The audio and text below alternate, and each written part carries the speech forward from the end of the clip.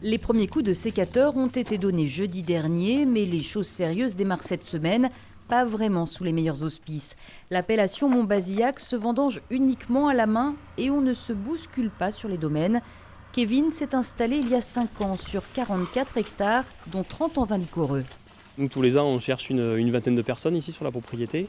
On est passé par les réseaux sociaux, par Pôle emploi, la mission locale, le bouche à oreille. Et ça n'a pas suffi puisqu'il nous manque encore 7-8 personnes. Partout sur l'appellation, le même constat, peu de jeunes, des désistements, des candidatures qui se raréfient au fil des ans. Il y a moins de gens en camping-car, en camion. Bon, après, c'est peut-être juste d'une année sur l'autre. Il y a beaucoup de chômeurs et voilà, je ne comprends pas. Pourquoi ils ne veulent pas, c'est agréable, voilà, il y a pire. Sur la même commune, la cave coopérative de Montbazillac compte 48 viticulteurs et recrute chaque année 180 vendangeurs. Auparavant, on sélectionnait la main-d'œuvre dans les candidatures locales, idéales pour ces vendanges qui peuvent être fractionnées. Aujourd'hui, il n'y a plus le compte.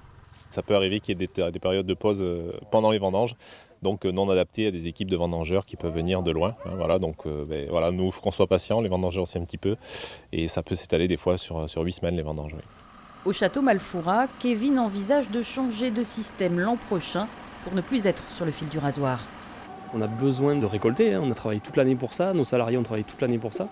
Donc on va finir par aller peut-être chercher de la main-d'œuvre en Europe, mais à l'étranger. Pour cette saison, les recrutements restent ouverts durant toutes les vendanges.